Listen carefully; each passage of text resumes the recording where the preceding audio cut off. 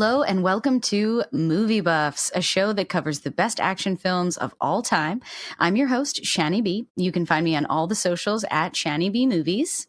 And I'm your other host, Cisco, aka Misfit Minded, and you can find me on Twitter at rampage_misfit, and my movie pages at misfit_minded on Facebook, Instagram, and Twitter. Yes. Okay. So obviously, before we start, let's talk about movies we've watched before, because I have been waiting for you to see Top Gun so we can talk about it. So obviously, tell me everything. Oh yeah. No, I loved it. I've been talking about it all week, trying to convince people that haven't seen it to go see it, and then even the people that have seen it, I've been just geeking out, about it with them, about just. I mean, it was incredible. Like, seriously, I don't know what my expectations were. Like I told you, I think when we talked about it last week, about like kind of what my hope was about what it would be, and just kind of the vibes that people were giving off about, like, in their reviews and stuff. And like, I think it still like exceeded like any hope I had for it. It was just, right. I can't stress enough, like how it's like 30 years later. It has like so much going against it. You know what I'm saying? Like 30 years later, the first movie is not great, like by any means. It's super cheesy. It's like so 80s. It's like, how do you make a sequel just off of something that's that specific? Val Kilmer, is dealing with illness, and how do you respect his character? How do you respect Goose and bring in these new characters? And I just think on like every front, they just nailed it. They just nailed it. And like, the flying scenes in particular were just like I felt like I was on a roller coaster, you know what I mean? Like, where it was just like, you could feel every maneuver. You were in the cockpit, like, with them. And, like, I think you had texted me too, like, there, like, about some of the cheesy parts. And I was like, but that's how you respect the first. The first one is cheesy as hell. So like, I feel That's like right. in honoring Top Gun, there had to be some of those cheesy, volleyball beach scenes, the funniest like non-sex scene of like in the sequel too, just like in the first one. Like, Perfect. they understood the assignment, and like, yeah, it was definitely, for me, it was so perfect. And just the musical cues, and anytime there was like some low hanging fruit, I was expecting them to go, like as some of these reboots do. They went the other way. They went like more respectful than it even deserved to be. So I think Tom Cruise being a producer really probably helps, because he was calling the shots, and Bruckheimer too. But I mean, he's the fact that they did not succumb to, I'm sure like Netflix and all these other streamers were offering them millions and millions of dollars to put it on one of their platforms. And he was like, absolutely not. I will wait however many years it takes for people to see the theaters. Like, I just respect the balls So out. glad. He really is a real life maverick. He really is. He does. He is a real life Ethan Hunt. He is a real life maverick, and he will do whatever it takes to save movies. And I love the guy for how seriously he takes movies, because that's how I am in real life. Same. Yeah. Same. What about you, though? I gotta respect it. Oh, I'm so glad you liked it. I knew you would, because after talking about the original last week, it's sort of like the things that don't translate from the 80s, they were able to find a way to bring them into the present tense and still talk about the same things, but with a modern audience. And I feel like that's such a hard thing to do. I can't believe they were able to do it. And yeah, that I could be so moved by this movie without really expecting it. I thought it would be kind of just like the original, where it's a powerful story, but I didn't get too swept up into it. And seeing this one on IMAX with those fucking stunts, it feels like you're in the planes. It was everything Tony Scott wanted to try and do, even better. Oh, fuck yeah. Yeah, the score, the sound design, the mixing. It better win every Oscar. Like, it better win all the Oscars. I mean, people are like it's super early to be talking about next year's Oscars, but like just saying that, like, it's not impossible. Like there have been Nope. blockbusters that, have, and I was thinking about last year, like Dune was my favorite Mm-hmm. blockbuster last year, and that took home at least all the technical stuff. You know what I mean? It took home like a lot of Yep. Oscars. So at the very minimum, Top Gun 2 deserves all of the same type of awards because I don't think there's going to be another movie that comes this year. And even I said in like the last couple years, I don't remember just being this blown away by stunts and action like since it's been years. Like I don't remember the last movie that Right. in a movie theater that, I mean, I guess Dune would probably be the last one, but there's just Before something that, different. like, It's just something different entirely, you know? totally, totally. Yeah, and I think this movie is exactly an example for why there needs to be some kind of recognition for stunt work at the Oscars. The things they're doing in this movie are amazing, and that is a testament to Bruckheimer and his, streak in action films, really blowing shit up and like really doing stunts. And I just appreciate that this movie is holding it down because if you think about it, the computer can never make something look as real as the real life thing until we have it on camera. It's like all the stunts Tom Cruise shot in this movie, we're going to see make it into all these other movies as computer generated stunts. And that's because of Tom Cruise. He should be winning an Oscar for that. I mean, it was like, and I'm not even a huge, like, I would say, like, it's hard for me to make like dogfights look, realistic, and it's Yeah. just it's not something that's like inherently like cinematic. You know what I mean? Like, especially if you do it all digitally, it's just very Hmm. hard for me to feel like I'm in the air without like, trickery, or like to feel that it's not actually really happening.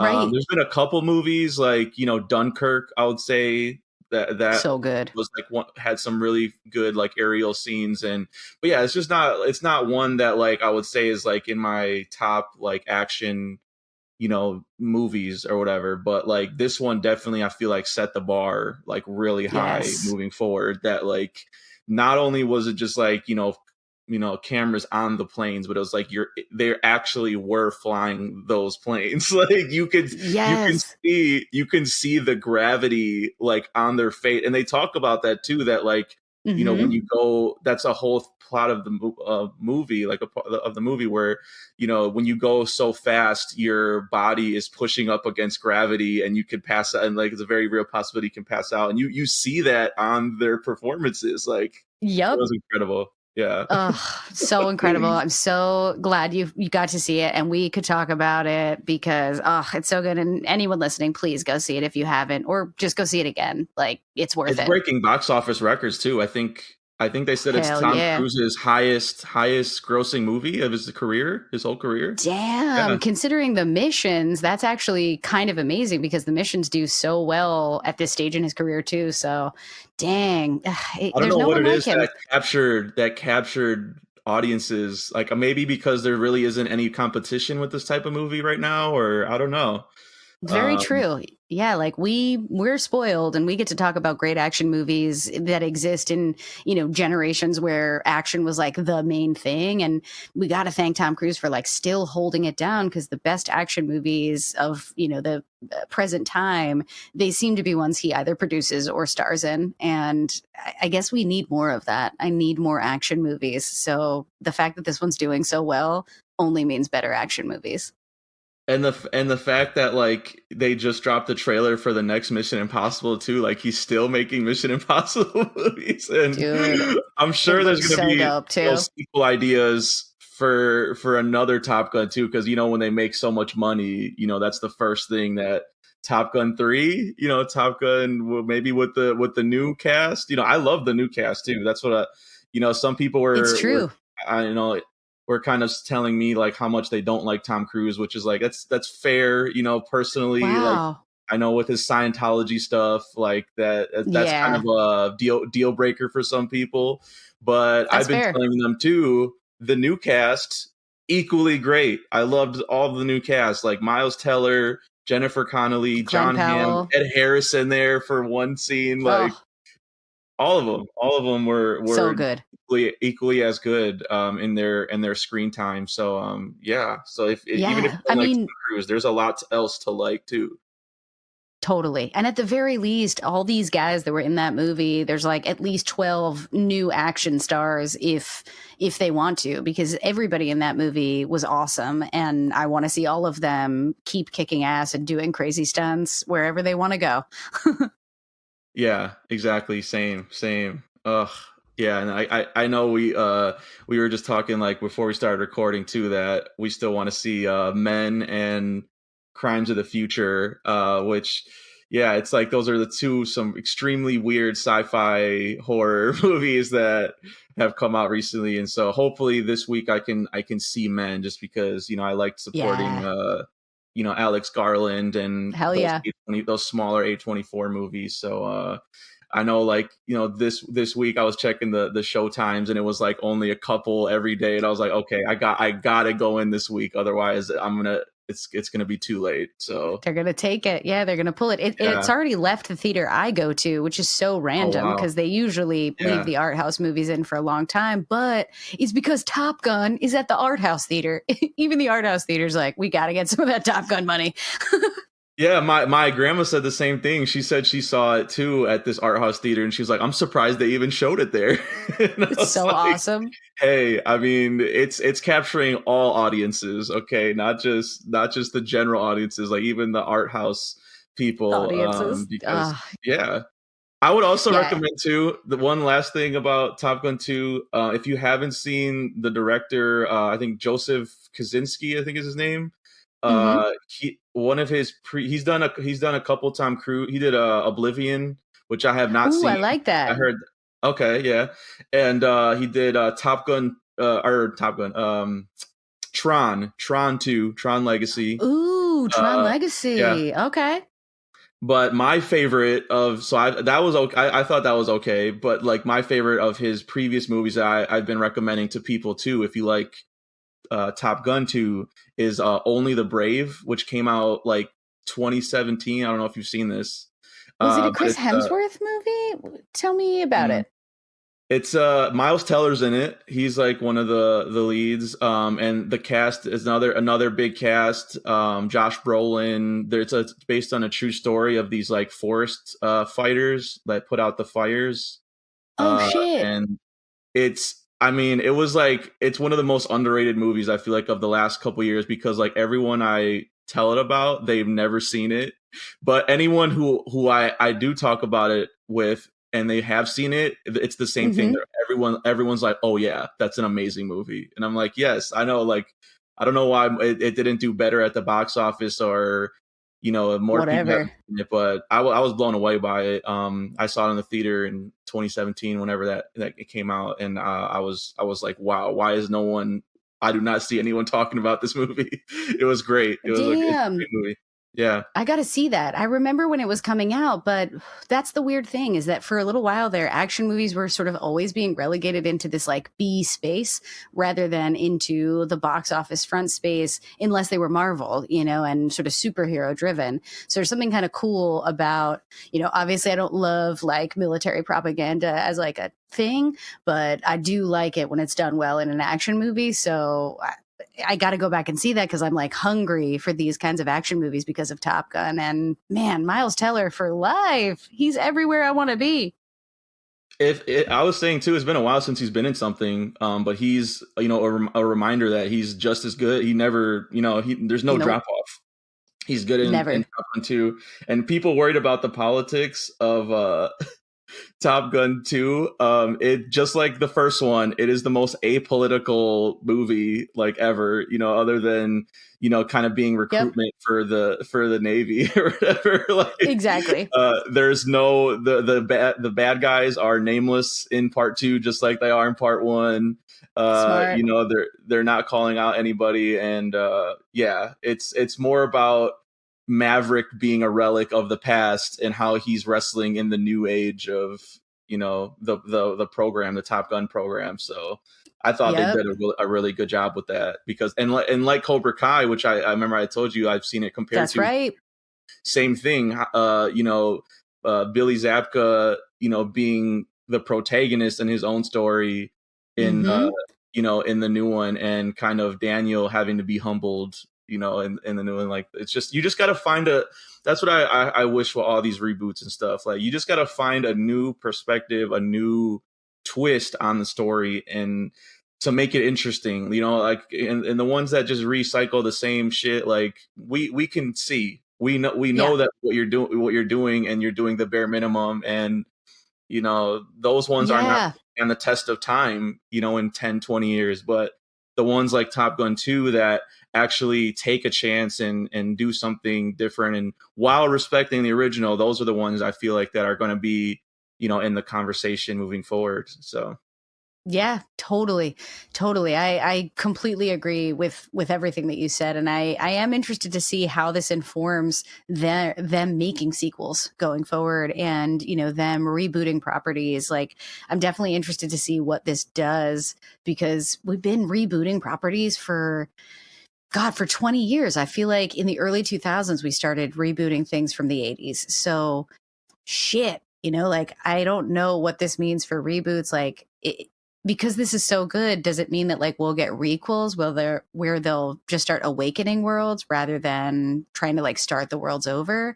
I don't know. It's like probably another conversation, but Top Gun gets me excited about all of it. So I can't yeah. help it. Well, one last thing, because this just broke like maybe an hour or two ago, that Nev Campbell not returning for Scream 6. I don't know That's if you okay. saw that. It's all right. I didn't see it, but I was waiting for confirmation about what was going to happen there. And that's okay. That's okay. Right. We need to find a way to let her go so that Jamie Lee Curtis style, when she's like 60 or whatever, she can come back around again if she wants. That's where I'm at too, because, like, I don't know, there's some people, like, some reports say that it was because they didn't offer her like enough money and stuff like that, which, if that's true, that's kind of bogus. But at the same Yeah. time, I'm with you. Like, they set it up perfectly in the last Scream that, like, she has a perfect button ending already. And if she chooses to be in it, like, probably in a cameo capacity, is what I even was thinking in 6. Like, that's kind of where my head Hmm. was going. Like, it wouldn't make sense for her. They've done Ghostface versus whatever, Nev Campbell, like 5 times already. It's like, Yeah. where else Yeah. I where else mean, can you go? Where else can you go from here? I feel like it's pretty exhausted at this point. So I'm okay with totally. it, which, might be Yeah. I feel sacrilege like to some horror fans, but you do have to move on at a certain point. You really do. exactly, exactly. It's not sacrilege to this one, because I feel like they perfectly said, okay, listen, the issue of what this whole franchise is about doesn't have to just exist for Sydney Prescott. Like, her life was wrapped up in the story, but they did a really good job of getting new kids and wrapping their life up in a new story that's close enough. So she doesn't need to be there anymore. Like, this is now about something completely different, basically. And I feel really good about that, because I like that different thing. It's a cool idea. Sydney doesn't need to be here. This is about Billy's lineage now, and I'm okay with that. Yeah, same. So yeah, I just had to get your thoughts on that too, real quick. But Thank you. Yeah, speaking thanks for the of, breaking news. of course, and yeah, speaking of Bruckheimer and the Top Gun stuff, I think it's the perfect transition into our film today. Let's do it. Today, we're talking about the 1997 film Con Air, the Bruckheimer production, starring Nicolas Cage, John Cusack, and John Malkovich, plus a zillion other powerhouse Yep. actors that Hell we'll yeah. absolutely touch on later. If you haven't seen it and you're insane, it's about a very decorated soldier that gets convicted of murder after a bar fight, who is finally about to be released from prison, only to have a group of cons hijack the prisoner transport plane he's on, and he's got to do the right thing, so he sees it through. um, Tell me about your relationship to this movie. What do you love, what do you hate, are you a fan? Yeah, I absolutely love this one. I mean, like, I think it's best summed up in the Unbearable Weight movie that came out this year, when So true. The line where there was something about like, you know, Croods 2. Have you seen Nick Cage in Croods 2? And he's like, I'm a fucking man, okay? I know Nicolas Cage from Con Air, Face Off. And Yes. that is Fuck basically yes. my relationship to not only like, you know, Nicolas Cage, but just like, yeah, the Bruckheimer. This is more my speed, I guess, in terms of the Bruckheimer, you know, movie, because it's like, you know, these guys like on record did tons of blow in the 80s and like they greenlit everything. And sometimes Thank God. sometimes it not as successful for me, but like with you could just tell this premise was just like, all right, bad guys on a plane. Like it is just one of those like Hollywood just like out of your mind concepts that like, you know, like boom, put it on the whiteboard and everyone in the room like, hell yeah. And then it'll allow us to get all of these massive actors to play cons. And you know, I like that in this one. You know, it's a lot more self-aware than say something like the first Top Gun is. You know, it's like where everything's super straight. Like Malkovich is just chewing on all of those fucking lines, and so is Buscemi as you know, basically the Hannibal Lecter of this story. So I really like that, and you know, the Cusack is doing great work. We'll get into all the performances too, but yeah, just the fact that, you know, Cameron Poe as this kind of hero archetype with the Jesus mullet, and he basically is the Jesus of this story. It's just, it's so ridiculous and over the top that, you know, we're going to get into like our plot holes and questions and stuff like that they're really just, you know, who cares? That's how I feel about it in a movie like this, where it's just like there's so many. If you really want to go down that rabbit hole, yes, there's a dozen things that really don't make sense about this movie, but also there's a plane of cons that crashes into the Vegas Strip. So yes. Yeah, this one. Sometimes I like think we my can all fast agree. food. You know what I mean? Sometimes I like my fast food rather than a healthy meal. So that's what this movie is for me. It's a great, yes, that's perfect. Perfectly sums it up. We can all subscribe to the fact that this is a total fantasy and wish fulfillment at its best, testosterone fueled madness. Mm-hmm. I love this movie. I loved it when I was a kid. I feel like I revisit it all the time because for as many things that are so memorable in this movie, there are so many parts I forget and then I'm overjoyed with when we return, you know, like Nicolas Cage having an accent. I always forget he has the worst Southern accent of all time. And then I'm reminded and I just get to enjoy all of it. It's so over the top and trying to be like edgy and cool. And it's like a proper 90s movie with a really rich score and an original song that gets nominated for an Oscar that is so out of place and just insane explosions. Like everything about this movie is of a time I'm so sad is no longer here for movies, because this movie is probably a kind of expense they'd never pay for today. But I'm so glad that they did all that coke and greenlit it and paid for it. They truly do not make them like this anymore. You know, like I don't think this would ever get greenlit nowadays. But yeah, it's you gotta like those 80s and 90s. Like it would have to be like a Transformers movie or something. You know what I mean? That's the type of stuff. But you know what I was thinking of actually when I was thinking of like what's the last movie that had this type of energy is Ambulance. I was like, this feels like something that would be made in the 80s and 90s. And it has that same kind of like pulsating action that lasts for so true 2 hours, you know, even though it's 2 hours, they tack on the extra 30 minutes of action. It is like all action for that extra time. You know what I mean? Like so good. Yep. I mean, and that's the thing. Michael Bay, he's holding it down. He makes a movie like that. And I hope that somebody picks that model up and keeps going with it, because this movie is priceless. You know, like to get back to those questions and plot holes. Yes. Why is his name Cameron Poe? That's such a soft sounding, not action guy's name at all. And I love it. You know what I think? Weird you know what I think it was? It was probably like trying to get that southern, affectation of like this guy's like Huck Finn, Cameron Poe, like, Yeah. you know what I mean? Like, Yeah, that's probably right. It's some kind of southern, do-gooder. That's kind of the vibe I was getting of like what they wanted to get with but I do agree. Cameron Poe is still like, I always forget his name is Cameron Poe in this movie too. And the fact that they always call him Cameron Poe, they like don't really ever call him Cameron or just Poe. They're like, and Cameron Poe's on board. Like they just keep full naming it. It's I like so good. When a lot of the cons when they're up in the air keep calling him Hillbilly. That's I love that.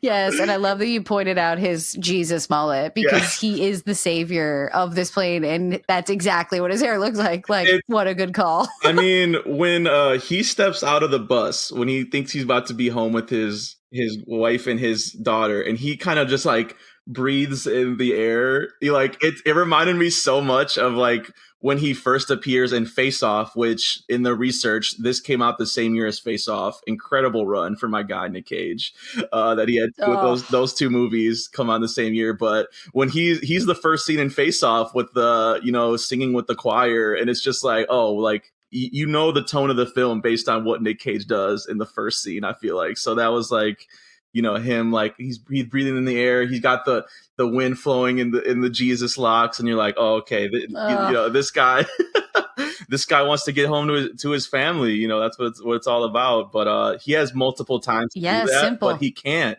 leave a man behind. He is just, No, I mean, that is my other. That's my other qualm is like, I feel like there are several opportunities for the actor who played Bubba in Forrest Gump.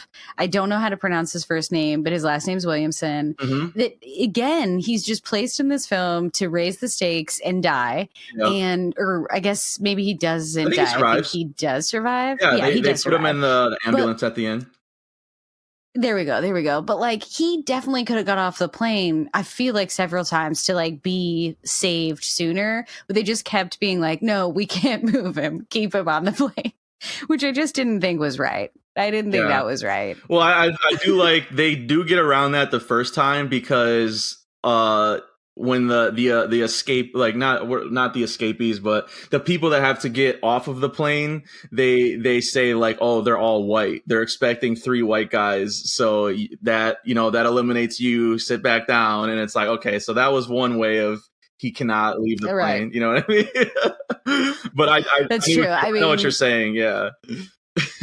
Well, yeah, they definitely like, that's one of those things where I love about this movie that it follows the protocol of like an action story. So it kind of needs to have this little secondary thing that's raising the stakes for Poe here. And I do appreciate that, like, paint by number style, they're like, there's just some easy excuse for why this thing cannot be solved so that it has to show up later, because we definitely need it to show up later. When after he was diabetic the entire time and like at death's door, then he has to get shot too. Not cool, guys. Not cool. I had forgotten about the getting shot part, but I was gonna say too that like anytime a character is introduced as diabetic in a movie, you can just assume that there's going to be a whole thing about them having to get their insulin at some point. Like, there's like no other reason for it's such a plot device now that. I'm trying to think what movie recently. Panic Room. Kristen Stewart in that is diabetic as well. So good. And it's like she does a great diabetic too. She really does. But like at the beginning of the film, as soon as like, who was it? Jodie Foster is talking about like, do you have all of your medicine or whatever? It's like, oh, here we go. That's right. I know where this is going. I know where this is going. So yeah, I mean, exactly. The tropes are there, but who cares? They're so good. I know, and then it's kind of sweet too that Nick Cage like goes through like hell and back just to like save his best friend. It's there's definitely some bromance going on there too, where it's like I can't leave a man behind, and he's with them the whole step of the way. He has a chance to get off the plane, but he's like, you know what? I changed my mind. I want to stay. I got to make sure my guy makes it. Yeah, so. Yep. He's a good man. He's also got to protect the female cop from the Yep. terrifying Danny Trejo character. Yeah, Johnny 23. Yeah. Johnny 23. Oh man, he is so scary in Yeah, this he shit. is. So scary. But yeah, before we get into the filmmaking and performances, what trips you up in this? Where are your plot holes? Yeah, I mean, just the beginning like montage of him going to jail is just so ridiculous. Like, just Yeah, it him is. in 5 minutes, you get him coming back home from being a ranger, an army ranger.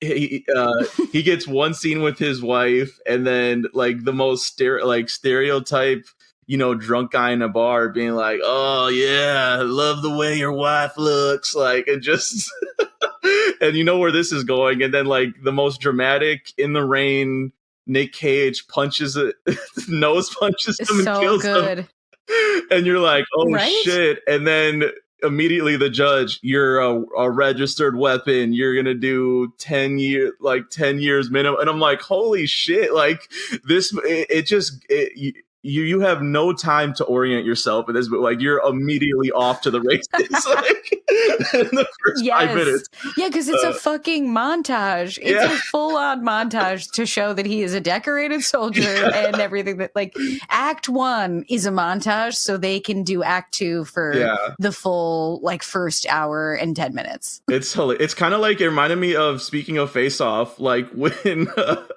when at the beginning of the movie, Nick Cage kills Travolta's kid, I want to say, right? Yeah.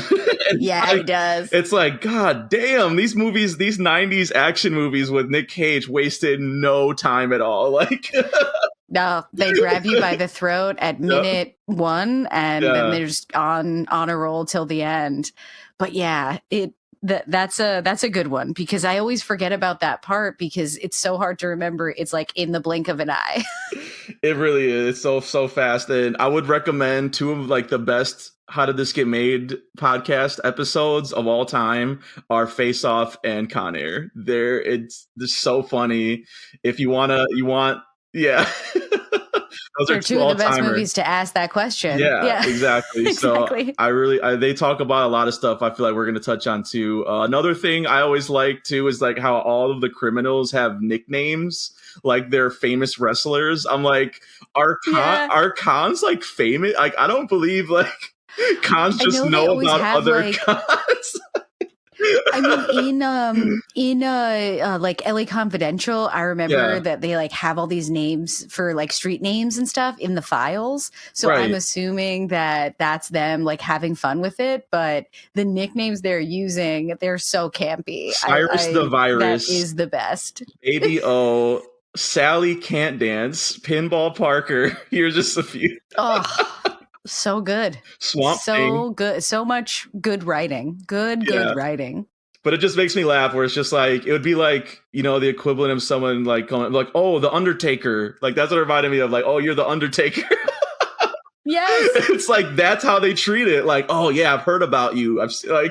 It's like, really? And they like, get the musical intro, just like the WWE fight too, where like the score is like, bow, now, now, now, now. And you're like, whoa, whoa, this guy's serious. Yeah, the score definitely, they utilize the score too to set that tone all the time with these character introductions. So good. And the last one I have real quick is just that, there's kind of this debate, which Nicolas Cage said like was the reason he took on the role, was about like, rehabilitating criminals, and like that's what he took away from it, which is hilarious. But I think the whole John Cusack debate about like not shooting down the plane or whatever, and like this man I feel like in real life the plane would have been shot down realistically. Like, I don't think there's any chance. Yeah, it was like, because of the fact of it's that moral quandary of like, do we blow up this plane, or we have it go on the Vegas Strip and kill hundreds of civilians. You know what I mean? Which it's a really important question. I'm all for the criminal rehabilitation part, Mr. Cage, but I don't know. I feel like saving these civilians. I kind of see the point of what he was trying with Cole Meany was saying about, you know, like we have this chance to save these people and save countless. And they never mentioned how many people died in that plane crash, but it was a pretty huge crash on the Vegas Strip. So yeah, gotta guess like a lot more than movie, the plane. Yeah. Yeah, right. I like that this movie decided to tackle that kind of moral and ethical debate, because why? Why?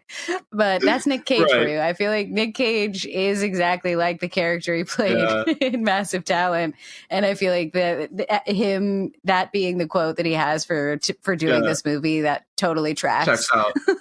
I feel like John Cusack had something to do with that too, because he strikes me as one of those actors as well that like needs something more from a script. And just from what I've read, that he did not have a good time making this movie and he's not proud of this movie, which kind of makes me sad. Wow. But you know, I kind of feel like, you know, that was some of his input, maybe, that, you know, I want my character to be just on a moral high ground as Nick Cage and have his own kind of arc in the movie in trying to get this man home to his family. So Yeah, they're basically avatars for one another. They are the good and evil, but like I guess like the misunderstood and the good on both sides. So there's something pretty funny about how they are both actors that need to like believe something like that instead of just going in and blowing everything up. But yeah, those are like the real big ones. Like you can get into like a lot of other like other technical ones about the plane stuff, and you know just how easy it is for them to hijack a plane and switch planes and all that stuff. But you know, that's not fun. That's not any fun. Nobody comes to this podcast to hear that type of stuff. Yeah, that's right. So let's talk about the filmmaking and some of the performances, because there's a ton we could talk about in this movie. So I guess first and foremost, just that like the writer Scott Rosenberg did another Nick Cage vehicle, Gone in 60 Seconds. High Fidelity, another John Cusack.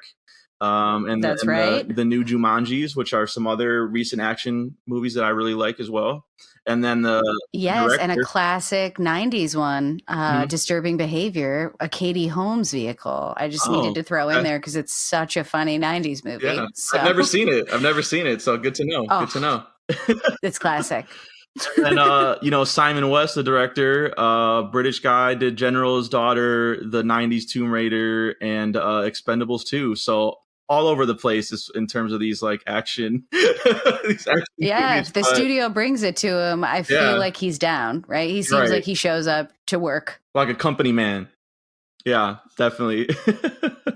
But yeah, where do you want to start with this cast? I mean, there's so many. I feel like it's we've definitely tapped a lot of the people already. Like you mentioned Buscemi, and we talked about Scary Trejo, and I feel like, you know, the other people to recognize here are obviously Ving Rhames and Dave Chappelle. Like they're both 90s heydaying it, where Ving is everywhere, like being really fun and also intimidating, and Chappelle is like way more fun and like having a good time. I love seeing him in this because I just like miss when he was this kind of persona, and like you know, however he is today, like I don't care about it because it's too complicated for me, but when he's like a sweet idiot in the 90s, it's the best. Right. I still love so him. Good in this too. So funny. I know, like, it's like, you know, you're not supposed to say that, but and like whatever, and he's canceled now. I wish I could love him forever, but he's so different than I remember him being in the 90s, when he's like him in here is so perfect too, because this movie's in a time capsule. It has everybody that is important to the 90s in it.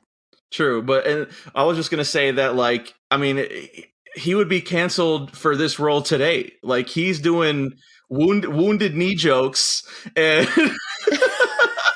and like all these stereotypes of, you know, Native Americans, and a lot of it, I guess, improvised by Chappelle at the time, from what I was reading. And so it's like, you know, even so in the 90s, I feel like, some people could watch this nowadays and be like, oh man, that you can't get away with this, or this is not right, or whatever. But it's like, my whole thing is like, they're playing cons. They're not good people. Yep. Uh, That's right. these type of stereotypes, where you go to prison, I'm sure they're all there, That's right. That's right. It makes sense for the role, and that's really all I care about. And yeah, I feel like Chappelle too, like what you're saying, like in the 90s, you needed a comic relief character. Chappelle was like your guy. So like I definitely so good at it. He brings some like much needed levity to it. I like, you talk about Ving Rhames, same thing too, about just like the politics of him being like a black militant. Yeah. I always forget about that too, because I always remember him just like being funny, Right. Like he's always funny to me. So even when he's playing like this bad guy in this movie, I'm like, I still love Ving Rhames. He's my favorite. He does some funny, like the part where he grabs the shades from from the gay guy, and he's like, "Those are mine." He's like, "Not anymore."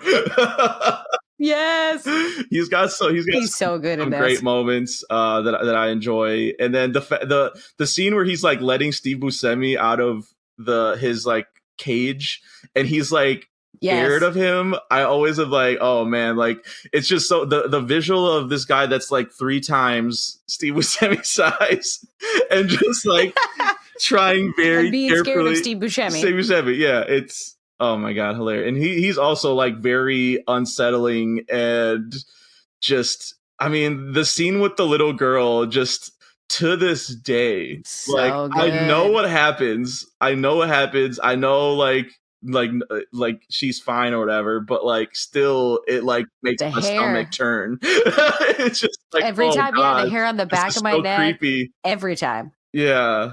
Yeah, this movie is so insane in terms of having so many really talented actors playing these terrible people in a way that is so memorable, even though they're not the star. Because even though, Malkovich is the main villain here, even he is doing something where, like, if you just throw in someone who's not an incredibly talented actor, it just comes across like campy, and he figures out a way to like make it terrifying. Like, I feel like he is playing like a real guy in this movie. Yeah, he's almost like it's such a good point. Like, he's underplaying it. Like, someone could get into that Hannibal Lecter, role and just like completely go over the like you're saying, like over the top and or whatever. And I think his choice to kind of undercut and underplay everything makes it way more terrifying than it has any right to be.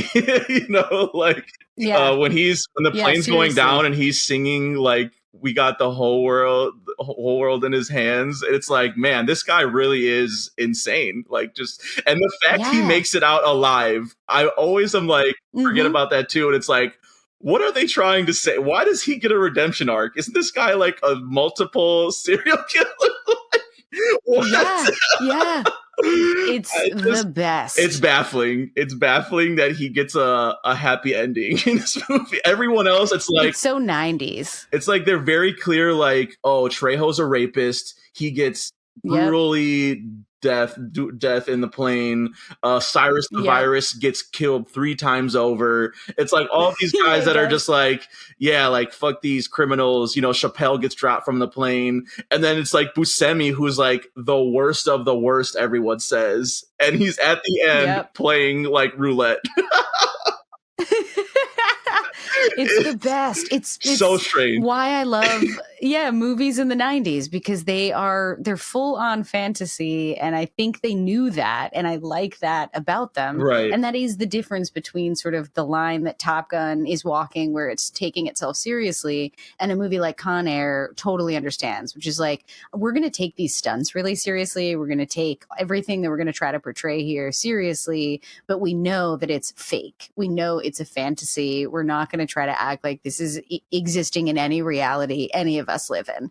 And I really appreciate that about it, because it's just a crazy adventure. And, because we have to kind of get moving into stunts and kills, it was so hard to pick just one. It feels like every scene there's an amazing stunt and an amazing kill. Yeah, I'm with you. Yeah. What stunt, if you got to pick, what's your number one stunt? So this one was a little more easier, I would say, than the kill one, because Okay. I think it has to be the Vegas Strip scene. Like, not only does it look incredible to this day, Hmm. I think before I even saw this movie, I had the visual of the plane, going into the Vegas Strip in my head, like from the Oh, trailer or just from like it is an action real moment that like they definitely showed yep. off a lot in the promotion and in the years since making this movie, that like, hey, like we did an amazing. And there wasn't a lot of special features on the Blu-ray, unfortunately, but one of the ones that they did have Mm, was how they made that possible, and it was a blend of miniatures, real life explosions, and cars getting blown up and crashed into, yep. and also CGI and digital replacements and stuff like that, which again we always talk about, I think is the Everything. way to go, because like I said, it looks great. You get that production value, and just having been to Vegas a couple times in my life, just seeing the Hard Rock get the car Yes. crushed in half, it's something that feels so real to me. And like, what would your reaction be? It's like something like so terrifying, but like if they make it so realistic in how they filmed it. So that's my favorite. What about you?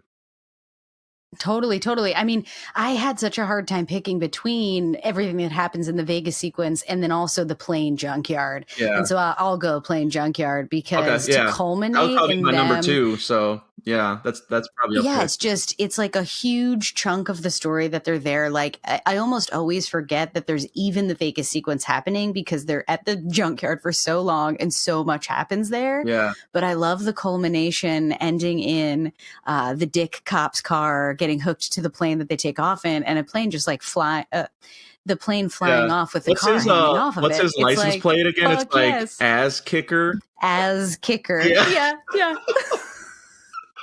Oh Cole my Meany. God. I mean, Yeah, he's such a prick, that guy. yeah, Cole Meany. I mean, shout out to him. He's such a Yes. good prick that you love to hate. And that's another Mhm. thing in these action movies I feel like that happens a lot, is like just the hierarchy of police and different, the DEA versus the FBI, and who has jurisdiction. Yes. And so I love that trope from the 80s, is still lasted Yep. 10, 15 years after into this movie. And I think it does give Cusack some more to do. You know what I mean? That he has some of this, like, Yeah. he's not just dealing with these bad guys, he's dealing with people like on the same side of him, where they're not on the same gear. You know what I mean? And like he's trying to help them out, Yes. and they're just like, it's a dick measuring contest, which, I mean, let's be fair, that happens a lot with guys. It's You just know what I like the mean? So it's cons. real Yeah. life. Yeah, the reverse is happening with the cons where Yeah. Nicolas Cage is like, guys, we should all be on the same side, but we're not on the same Right. side. Exactly. And it's amazing that that they're able to basically have that many stunts in this movie and still bring it home in the end. Hmm. Because if we're going to move into the kills, like you said, this one was a lot harder Yeah. to pick between because there's way too many good ones. But yeah, like A lot of deaths. what's the kill that that you picked? So as much as I love the Malkovich death at the end, it's like four So good. times that he dies, and like I always forget too that like I'm always like, oh, the bridge is when he dies, like because he gets slammed to a bridge, and like realistically that's when he would have died. But then no, we need an even more insane kill where he gets impaled, like his head impaled. Yep. So, Electrocuted on and some wires on his electrocuted. way I there. forgot. You see, it's like It's like, what? romancing the stone. When the villain at the end gets killed 4 times. It's like they love to do that, and so I So love good. the ridiculousness of that. But I also like Chappelle's death, just because it's played It's for good. I think equally it's played for comedy, where you get the dad, the general dad from Twin Peaks, in the car, and he's Yep. like, cleaning the windshield, like, oh man, like, and it's like such a So policy, and good. then Chappelle just completely destroys that car, like from the sky. And I also think too, like just how it works within the story of Cage having to write the note on him and get that Mm-hmm. Cusack. I like that part of it where he's like working on the inside to try and not only be like, hey, Yeah. I'm one of the good guys, here, so I'm on your side. So but yeah, what about you? Totally, totally. I love everything that you said there too. It was really hard to pick because those are so good, but I really like the when they burn the dude in the plane graveyard who was like the traitor, and they just like torch that dude right up. It looks so Mm, real, like whatever they yeah. burned looks real gnarly. Yeah. So I definitely like that. Mhm. But yeah, I feel like there are so many good kills in this because every squib that explodes is like a full on massive explosion. There's Yeah. no small death in Yeah. this I entire was thing. thinking So, too, like I think this time I noticed, so the DEA guy who has the gun, who brings the gun on board, I think when he gets mhm, shot, I'm pretty sure it's a stunt double with a squib, because if you look at that, I had to rewind it back because he when he gets mhm, shot, they cut away from a different angle, like a low angle, so you don't really see his face, and then it cuts back to him yep. on the floor reacting, like dying. And I was like, oh yeah, that squib was probably like so huge. He was like, nah, you can bring the stunt guy in here. I'm not trying to Seriously. I'm not trying to take that huge squib to the chest, like, which I don't, those things from what I've heard like hurt. So I don't blame anybody for Yeah. that. So it's like it's a mini I mean, there's a explosion on your reason body. we Yeah. Yes, I was going to say there's a reason why no one does them anymore, and that is like for better and worse. Like, the ones in this movie are way over the top, but a well-placed one really is shocking. So, I Nothing like it. appreciate I I love it. appreciated Yeah, all the kills. Yeah. exactly. So Nice. yeah, real quick, just a couple of the special features here, and then we can get out of here. I already went through some of these, Please. but yeah, so it was nominated for 2 Oscars. For, you mentioned, Let's go. the best song "How Do I Live" by Diane Warren, which did not win, So good. and best sound, which I don't think they didn't win either, but still nominated. That's cool. He's Still still got the getting honor. blockbusters recognized, which I always like to see. I Mhm. mentioned some of the people being unhappy about the set, on set. Don Malkovich was Mhm. another one that, like Cusack, was not very happy during the production because I guess the script was being rewritten every day, and he had no Oh idea how shit. his character was going to turn out. So Wow. not sure how he feels about the end result, but I mean, I hope No he's wonder proud they of it. killed him 3 I ways. hope he's I proud bet of that it. all 3 were, like, different In the iterations air, that he was like, "I yeah, don't wanna pick, so I'm gonna do all 3." yeah. Dang, okay, Crazy. okay. The film is dedicated to Phil Schwartz, an effects specialist who died during filming when a rigged plane fell and crushed him. This is the What? second Bruckheimer production when there was a plane related accident. 11 years Oh, earlier, shit. a pilot cameraman died on Top Gun. I don't know if I mentioned that last week, but I did see that in the research too. No. Uh, Oh, so shit. yeah, so these, I mean, when they did these practical stuff, like it's dangerous. Like when you're dealing with real Fuck. explosions, real vehicles getting, crashed into, like it's definitely a hazard. So, yeah, Holy wild, shit. wild stuff. Uh, yeah, Wild and awesome, thank you yeah, for your service and work, guys. exactly. Holy shit. That's It why they lives get the on. dedication. Yeah. The That's Las right. Vegas scenes were filmed at the legendary Sands Hotel prior to the demolition in '96.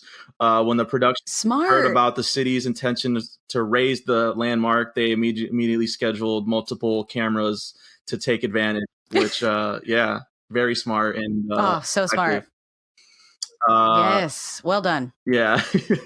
Cusack considers Con Air a bad movie and hated the time he spent working on it so much that he barely remembers it. Ah, He only did it because of the money and to use it as leverage to make his own indie passion projects. So, yeah, it seems like Cusack all was, right. that's the type of energy he was on at the time. So, But that's all right. That's all right because that yeah, energy worked here, right? We like did need a character like Cusack to exist in this space. So for yeah, whatever reason he did it, doesn't matter. It worked out for us, the fan. exactly. Nicolas Cage traveled to Alabama to work on his accent. I don't know. I don't know for how Didn't do much good.